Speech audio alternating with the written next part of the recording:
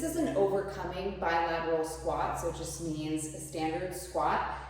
Using a band, you can also use a towel, just something that you can kind of pull up against.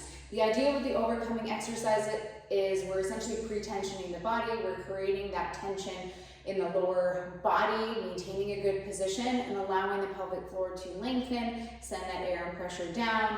But ultimately, especially if you're more hypermobile, creating that tension in the body will feel pretty good, so you can connect the different muscles that you want working in other exercises, and this can also help us progress to some of our plyometric jumping movements. So I have the band kind of right in the middle of my feet, and I'm essentially going to pull up on it like I'm pulling up against an immovable object or trying to pull a tree trunk out of the ground. So this isn't a hinge. I'm going to be in a squat. I'm just kind of setting up, and I'm pulling up, keeping myself upright. Don't want to flare out, and I don't want to overly extend. So play around with the tension so that you're not feeling like you need to round forward. My booty is staying open, so as I pull up, I'm in that squat position, knees forward, weight over that midfoot. I can gently think about tucking and untucking my pelvis just slightly to keep the sits bones open, and I'm essentially pulling up,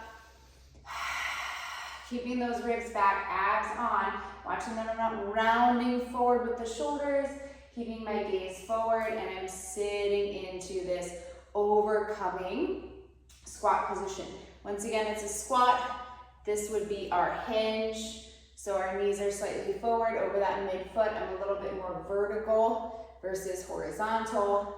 Pulling up, you can use wedges if that feels good for you in your body. And I'm just holding and breathing. I'm not overly clenching my glutes and keeping those sits bones lifted as I'm pulling it up against my immovable object, feeling that tension through the body. Inhale, relax pelvic floor.